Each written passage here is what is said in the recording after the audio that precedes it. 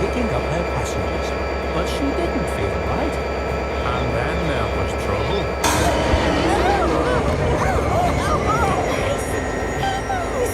Daisy's springs had finally sprung. This has never happened before. But for the sake of my passengers, I must carry on. At least to the next station. So, this is what it's like to be an unsprung